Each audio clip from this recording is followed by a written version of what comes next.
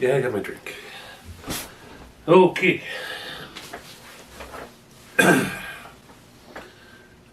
Hello, ladies and gentlemen.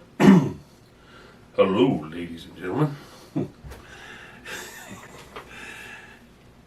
No, we're not going to do that. No. I am pretty sure that ladies and gentlemen and the in-between, that's not politically correct. We'll just stick with ladies and gentlemen. So, hey, welcome to this edition of Modern Management 101. My name is Stewart Clydesdale. I've been in management for over 20 years. I've worked for some very large corporations, learned a lot of innovative things, had a very successful career, typically managed teams of 200 to 300 people. And today we're going to talk about becoming a supervisor.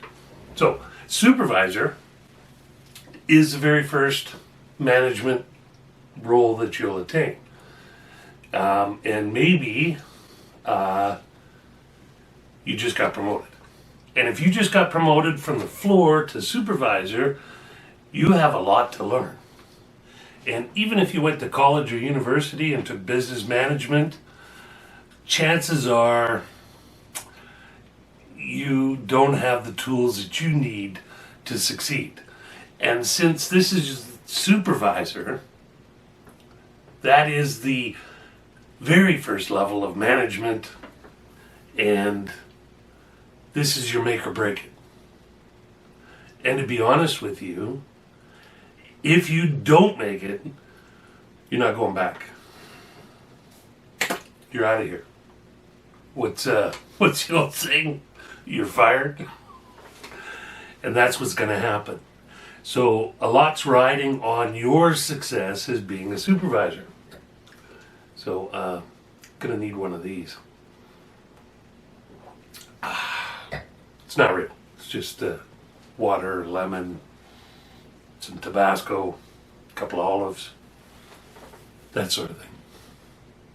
Of course, if I start nodding off, then you might figure it's something different. Anyway, let's get down to it. So, I've worked around the world and worked for some very progressive companies and learned a lot of very different management styles. So the purpose of this video is to give new leaders some of the basic tools that they need to be successful at managing people. Because ultimately, as a supervisor, that's your job, managing people. So, first of all, we have to understand who you're working for. So what is the purpose of a corporation? The sole purpose. Why does a corporation exist in the first place? There's only one reason. It's to make money. So, and that is its basic function, or for you Trekkies out there, the prime directive. Okay, make money. And, you know, if a corporation fails to make money, it fails to exist. You know, that's when a company, you hear they go into Chapter 11 bankruptcy, you know, like Blockbuster, some of those other corporations where the time has changed, and they disappear. They're gone. That's it. History. So, but this isn't something for you to frown upon. You know, look at your own situation. Why do you show up for work every day? Would you show up as a volunteer? Probably not. You know, I had a team of people one time, and we had a meeting, and everybody was upset because the company kept pushing to make money. So I just told them, it's pretty simple.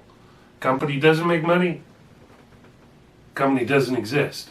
And when I asked everyone in the room who would still be here if they were working for free, only one guy put up his hand. And, well, you know, he's one of them passionate guys that loves his job. So, understanding that a corporation wants to earn, just like you do, And in the same way you want to advance and make a better living, so does a corporation. So you're ambitious, you started from the floor, now you're a supervisor, you're moving on up. So does a corporation. Corporation starts small, it's once upon a time the little guy, a lot of times it's just an entrepreneur, and then things blow up and become the corporation. And so the corporation is always trying to move forward, trying to get a better hold on its market share. And that's fighting the competitors. It's making the customers happier and making the customers want to deal with your organization. So that's the basics about a corporation. Now, you might think that your department is not a profit center because maybe you're operational, maybe the warehouse, maybe you're a call center, so you're not a profit center. Well, that might be true, but if you're not a profit center, then you're a cost center. Remember that saying your grandmother always used to tell you, a dollar saved is a dollar earned? It is. Same thing goes in a corporation. So when a corporation has a budget of $10,000 to do something, and it winds up only costing $9,000, then they just made $1,000 worth of profit that they weren't expecting to have. So even you can contribute to the bottom line. So profitability still lies in your team. All right. So now you've just been promoted to your first supervisory position. And you know what? Maybe the company signed you up for some bogus management courses, or maybe you got lucky and you got a mentor, someone you can go to. Most times I find that in organizations, they promote a guy to supervisor and they go, "Congratulations, here's your card. Oh, and go see HR, you got a bit of a salary bump. And if you need anything, give me a call." That's it. And you're left holding the bag. So, the other thing to consider is what happened to the last supervisor? Was he promoted? Did he get fired? If he got fired, you better know why he got fired. Because supervisor is the sink or swim of management. There's no going back. 99% of failed supervisors get fired. So why do supervisors fail? Well, it's pretty simple. Lack of training and management knowledge. So, last guy got promoted, fired, quit, whatever. So why did you get promoted? Was it because someone saw you as a stand-up amongst your peers? That you had the characteristics that met the criteria for your boss to promote you? Criteria? What's the criteria? Well, that depends on your boss. Uh-oh.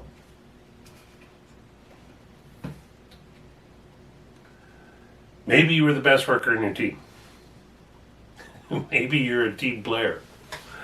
Or it could be because, and this is the worst one, it could be because you're the lowest threat to the manager above you. So this could definitely be toxic. And surprisingly, it happens all the time. There's nothing worse than a boss who isn't smarter than you. It's different if he accepts it and works with it and brings you in because you're smarter. But the problem with dumb guys is they're protective and they don't really care about the company or the culture or the people around them. All they care about is trying to cover up the fact that they're dumb. And sometimes you even get a guy that ain't dumb who thinks he's dumb. That's just as bad. So you need to understand why you were promoted. That's going to give you some insight into how you move forward. So some of the things to think about And this goes if he was promoted, fired, quit, whatever.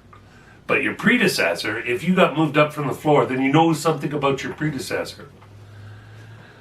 So, was he someone you looked up to? What was his style? What was his management style? Think about those things. Was he someone who seemed to have a grasp on what was going on? Or was he just kind of flighty and just going through the motions? If he had a grasp of what was going on and he's now your boss, think about that. That's important. Ultimately, your last supervisor, ask yourself, did you respect him? And if the answer is yes, start asking yourself why you respected him.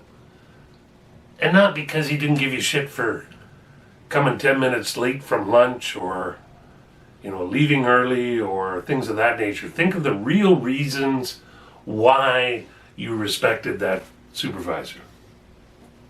And this will give you some insight on what might make you successful or what might cause you to fail. The other thing is did your previous supervisor try to change things all the time when it didn't make sense? That happens a lot. What's really happening when supervisors are changing things is because it's driven from up above. And we'll get to that in later episodes. But right now, as a supervisor, that's not your biggest concern. It's far from your biggest concern. So, one of the most important things that you need to do is be positive. If you want to be successful, positive is one of the most important aspects. If you want to move up the line, Mr. Negative is not going to get there. The guy that pokes holes in everything, not going to get there. Whether he's right or wrong, doesn't matter. He's not going to get there. You could be the smartest guy in your company and know the most about your organization. But if you're not positive, you're going nowhere. Now, nobody likes change, but it needs to be met with positivity. And it's really easy to be negative. And positive takes a lot of effort. As human beings, we naturally look for the negative. We naturally remember the negatives. You need to dwell on the positives. And you have to take the negatives and take them from being negative, turn them into challenges, and find the solution. So, the next thing is communication. And this is a huge mistake with most supervisors. They think because they got a department and they're supervising, they have control over everything. You don't. You're only a supervisor. So you need to communicate. Your boss needs to know what's going on all the time. Common error for supervisors is thinking they don't need to communicate. And even worse, they think they can hide mistakes. You know what? You see a mistake coming or a mistake happens, you get into your boss's office, you tell him what's going wrong, offer him a solution, and then ask him what he thinks.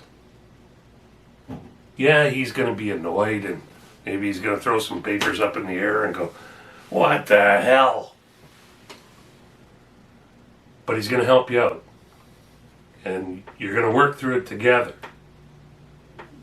If you hide a mistake or a problem, it's the worst thing you can do. Absolutely the worst thing you can do, because when that problem finally blows up, you're going to blindside your manager. And blindsiding your boss is the absolute worst thing you can do. He will lose all his faith and trust in you, all just like that. Do not blindside your boss. He needs to know what's going on. And he will help you. And if he doesn't help you, he's not much of a boss. And technically, he should know as much about your division as you do, right? Makes sense. So when there is a problem, don't think you're a failure. Nobody's perfect. Problems happen. They happen every day. It's the way the world is. People make mistakes. Shit happens. You have people, you have machinery, equals problems. If there was no problems, they wouldn't need supervisors or managers. So understand that. Problems are what you're paid to solve. But you gotta do it collaboratively. So, I have a quote here. And it comes from Aristotle. Sorry, I had to think for a moment because I foolishly didn't write his name down here.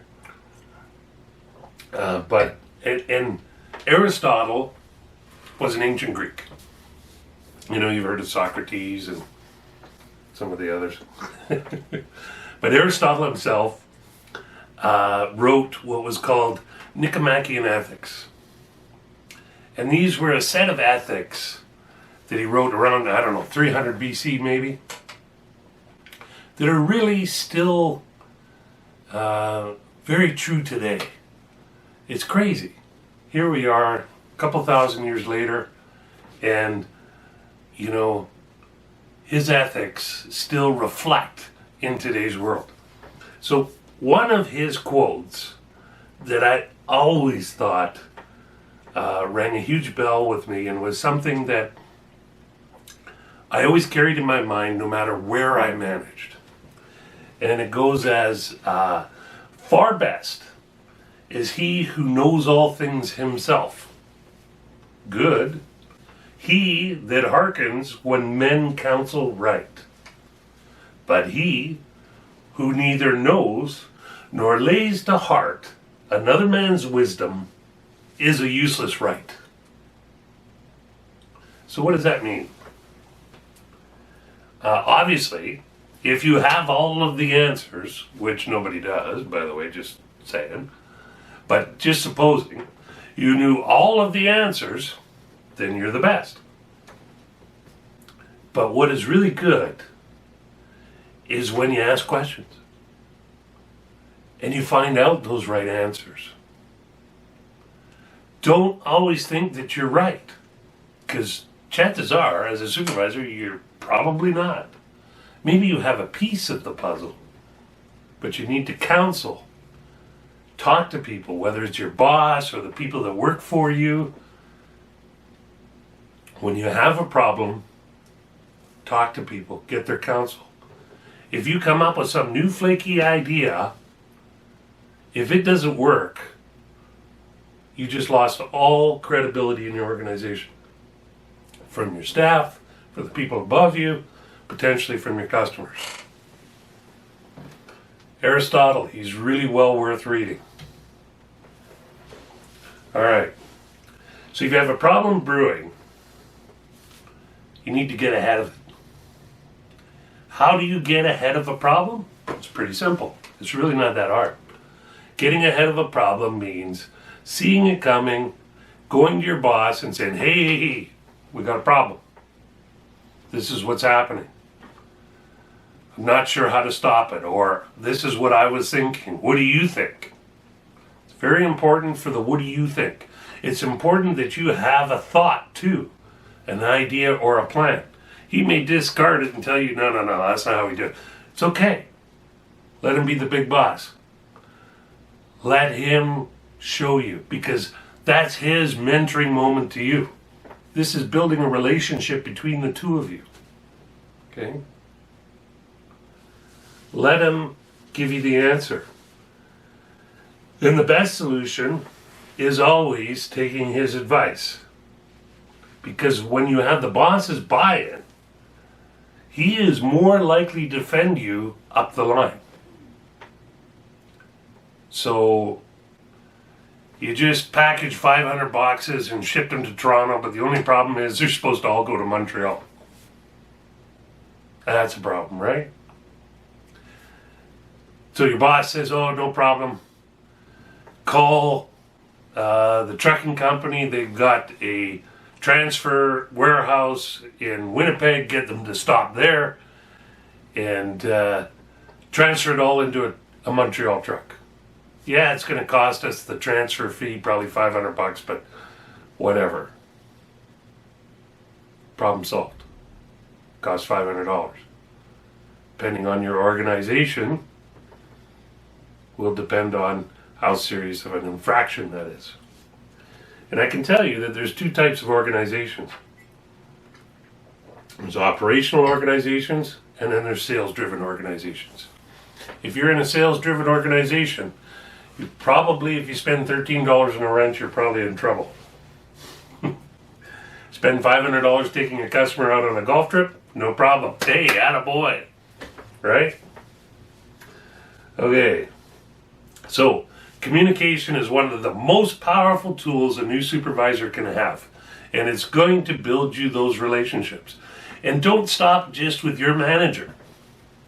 Try to build relationships. Your HR manager, accounting. Accounting's great. Accounting loves it when operational people show up and ask questions. They think it's great. They think it's fantastic. And they always talk about it. So you will be a topic of conversation. Guaranteed. So, another thing about communication is, when something's gone wrong, if you control what is called the narrative, and it's really simple, it's not that complicated. People in politics and everything will tell you, oh, controlling the narrative, we have people that do that. It's not that hard. What the narrative is the first guy. So, you have a problem, you go to HR, you're the first guy in with HR, and you say, hey, got this guy, his name's Frank, we've been having these problems, this is what he thinks, and this is what he's going to do, and I think he's going to put in a complaint, but, this is what I think. You just became the Scotch tape theory. When Frank comes in, HR is going to be, really? But if it was the other way around, they would be suspect of you. It's really simple psychology. So remember, Scotch tape theory. You need to be the Scotch tape on the goings-on in communication. Control that narrative. Company policies. Man, they're usually long-winded, difficult. So a policy usually has a scope, and that just kind of outlines what the policy's about. Then it has their rules and regulations regarding it, and then their procedures, and then how serious it is an infraction to violate that policy. Your HR department should have a copy of your company's policies and procedures. Chances are your manager does not. But I will tell you something. Have a copy of those policies and procedures. Read them and know them. And you're going to have a leg up on just about everyone in the company except HR. You will be one of the only management people that actually knows what the company's policies and procedures are. Because I'm telling you, rarely does a manager read the company policies and procedures. But it is a gold mine. An absolute gold mine. Read it. Understand it and know it. Because there's going to be times when you're going head to head and you will know what to do based on those policies when others don't. And you will win. It's going to have your procedural regulations, Q&A, a discipline matrix. So what is a discipline matrix? Okay, discipline matrix is pretty simple. Here's the violation. Here's the discipline. Okay? Late for work, there's the discipline. Came to work drunk, there's the discipline. So that's a matrix. So when you have an employee that has done something wrong, you can look at this matrix and decide how you need to deal with them. Now, is your procedures, policies, procedures, is that written in stone? No, of course not. And why isn't it written in stone? Because there's things called gray areas.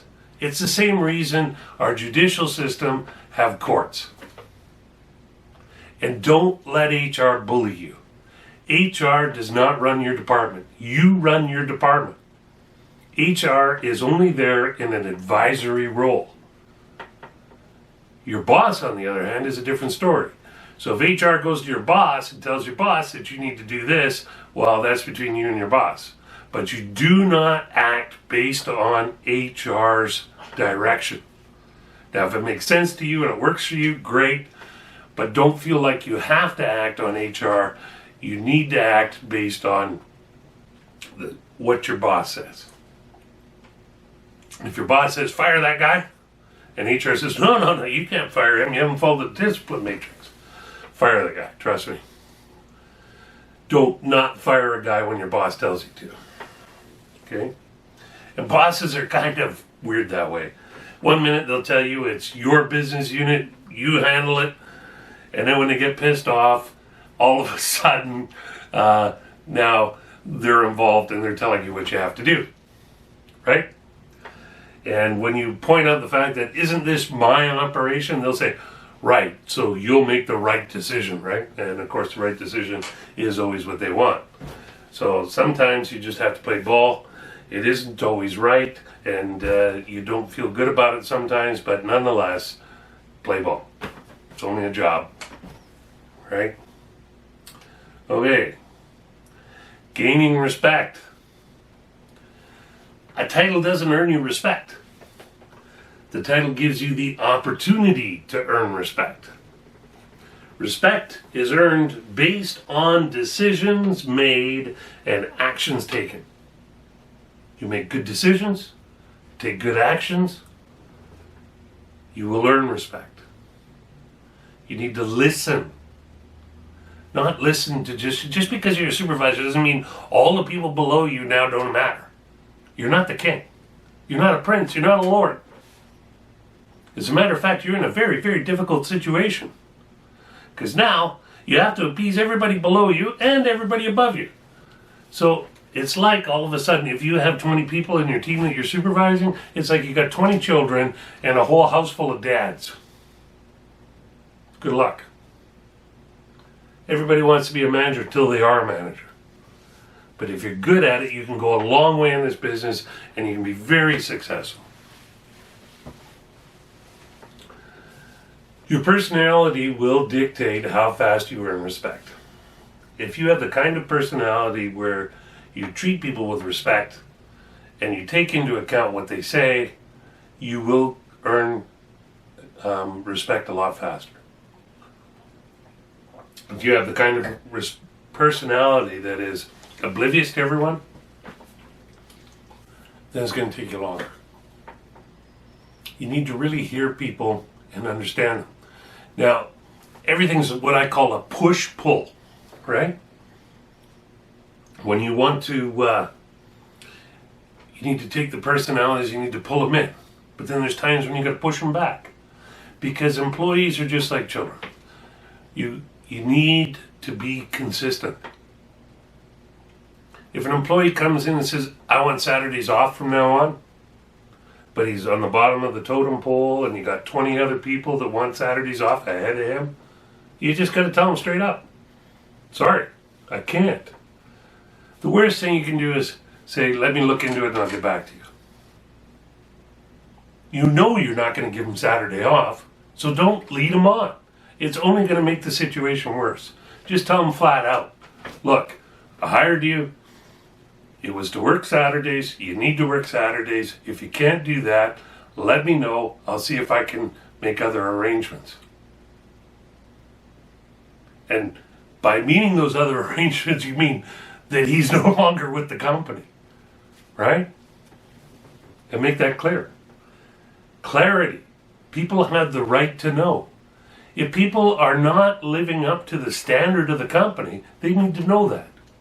Just firing someone out of the blue because you're sick and tired of how slow they are is not acceptable. You need to go and work with them. Say, hey, what can we do to speed things up for you? How can we work together and make things faster? Can I show you some tricks? Let me see what you're doing, how you're doing this, so that we can speed up the process. You'd be surprised. Okay, so we got things sorted out here. Sorry, ladies and gentlemen, we A little bit of a technical issue. We have it under control now? All right. What do you mean? What's wrong with my sweater? Freddy Krueger? All right, I'll wear something different next time. You're dating yourself, by the way. All right, where were we? We were talking about gaining respect. And it has a lot to do with your own personality, how fast that's going to occur. Once again, going back to being positive and consistent. Those are really important in gaining respect and credibility. So, if you make decisions without consulting your boss or your team, your credibility is going to be out the window. And when you consult your team, and they come up with some really bad ideas, it benefits them greatly, but not the company. It's okay to say no. But you have to say no in a respectful manner. If you debate the opposing opinions, point out, and even let them point out the negatives of it, then you'll get buy-in. You need buy-in from your people. If your people are bought into what they're doing, they will make sure it succeeds. If they're not bought in, you're doomed for failure. It's just the way it is. And that is one of the biggest keys to management, is getting the buy-in. And it's really all about collaboration. I used to have a saying, if you put 10 people in a room and give them all the same information, you'll all come to the same conclusions. Unless someone has an agenda. Get the buy-in. Collaborate with the people below you and the people above you.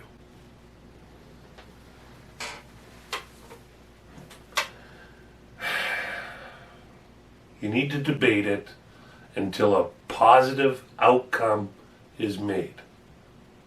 Always need to have that positive outcome. And it may not be what your people want.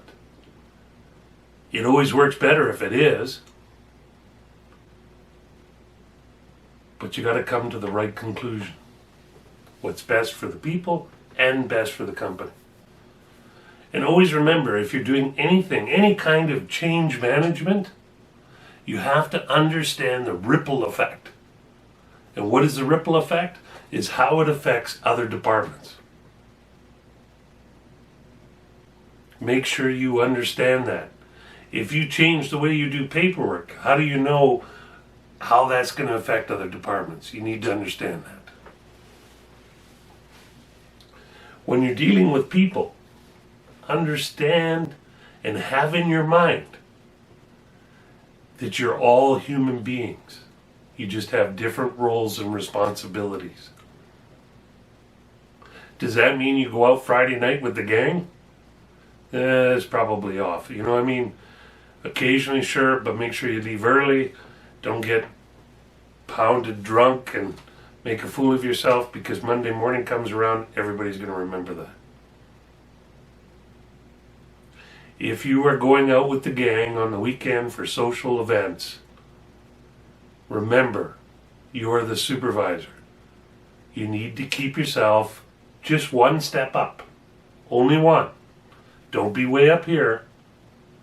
People will never respect that. People have to see you on a slightly, almost equal level. Only almost. Someone they can relate to, someone that they can talk to, someone that they can be honest with. If people aren't honest with you, you're never going to get the most out of them. Let them be honest with you. Don't belittle them. Don't punish them. Direct them. Correct them.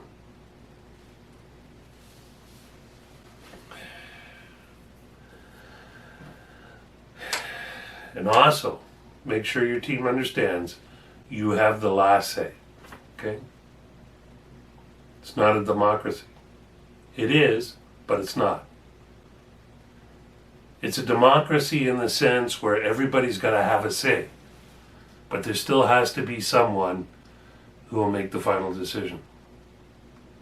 And if your final decision is against what everyone wants, you're not going to be popular.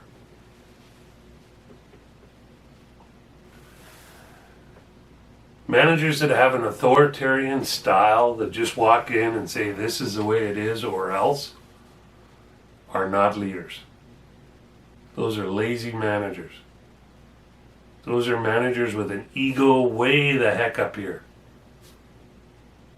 It's not the way to manage people. Think about it yourself. Someone comes in and tells you, you're going to do this or else. Even if you're okay with doing it, how are you going to feel about that? Not good. Collaborate. Get the buy-in. The other thing is that if you're an authoritarian and a dictator, the people that are free thinkers and the guys that will think of the better ways to do things are going to move on. And those are the people that are going to make you look good. Those are the people that are going to come up behind you in management and you're going to have relationships with, and you're going to be able to work together and collaborate. If you have someone smarter than you below you, wrap your arms around him. Get his advice. Get what he thinks. Bounce things off him. He won't go after you in the future. He'll work with you.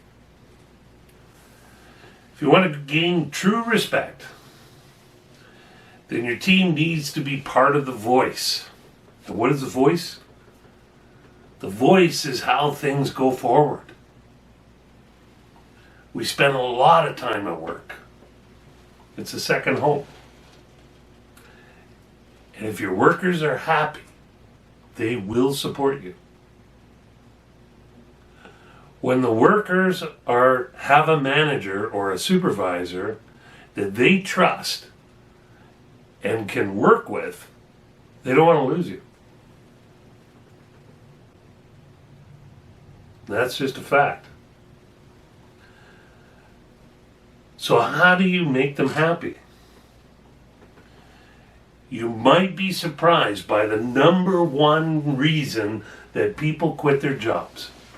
It's a simple word. Justice. Workers who believe they were treated unfairly is the number one cause of departures. Surprisingly, it's not money. Most people would say it's money. Money is usually important during the hiring process and might be a point of contention during review periods, but overall, a company's treatment of its employees is the top issue. Unfortunately, justice is subjective and can be driven by an individual's personalities and is very difficult to control from a policy point of view. Remember those policies I told you to read? Justice does not always come from policy. Remember I told you gray areas. Remember that. Justice is completely subjective. Black and white policies are often ineffective. That's why we have a supervisor or a manager, is because policies are not a blanket black and white. Work in the gray.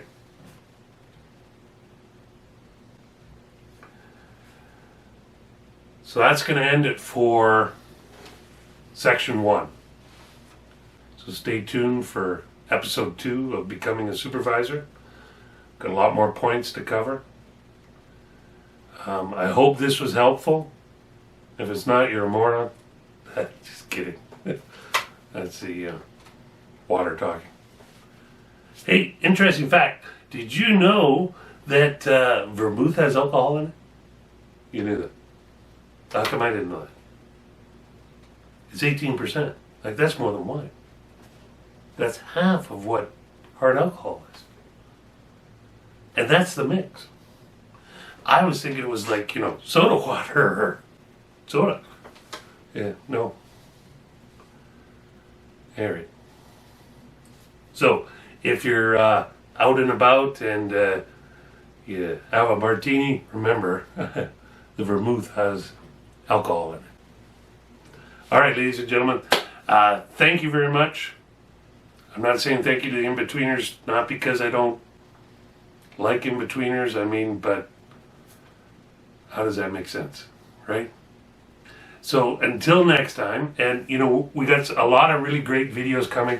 It's not just for supervisors. We got some videos coming about senior management, middle management, corporations in general, how to understand P&Ls, what is EBITDA, a whole bunch of things coming yet, and all things that I'm telling you you're not going to get from going to school or taking some ridiculous course. And remember, these courses that you often take, they got one magic thing that is going to make you great. There is no one magic thing. In management, we have a tool belt of tools, and we've got to use all of the tools. Don't think you can do one magic thing and you're going to be the greatest boss ever. You're not. How you're going to be a good manager is by learning all of the tools and using them when necessary and knowing how and when to use them. That's the magic. And that is what will make you a great leader and will make you shine and go right to the top of an organization. Trust me. Follow these videos. Do what I tell you. You will be highly successful. I know, because I was. And it was simply because I initiated modern management everywhere I went. Thank you very much, ladies and gentlemen. Have a great afternoon, evening, morning, whatever it is you happen to be. And go out there and do some great supervising. And remember, as a supervisor, it's about collaboration, both up and down. It's about working together, being positive. And it's not always easy to be positive. And when you're feeling negative, you got to get out of it. You got to knock yourself out of it. Work with your people. Be consistent. Tell them the truth. No bother lying. Tell them the truth. Be honest. Yeah, sure, you can spin it a little so it sounds better, but you don't have to be directly brutal, but be truthful. Don't lead people on. Someone's doing a bad job, work with them. Someone has a bad idea, talk about it. Someone has a great idea, put your arms around them, work with them. It's all pretty simple stuff. But if you don't think about it, it's not going to work for you. Remember, 99% of supervisors who fail get fired. I'm Stewart Clydesdale, and thank you for watching this edition of Modern Management 101.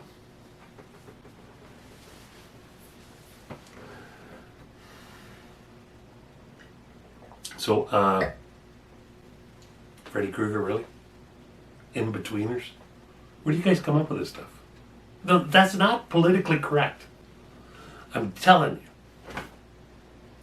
If I was an in-between, and you called me an in-between, I'd probably slap you in the face. Because I'm an in-betweener, you know? Well, it depends. If I was going the other way, maybe I'd punch you in the nose. Yeah. Good night, everyone.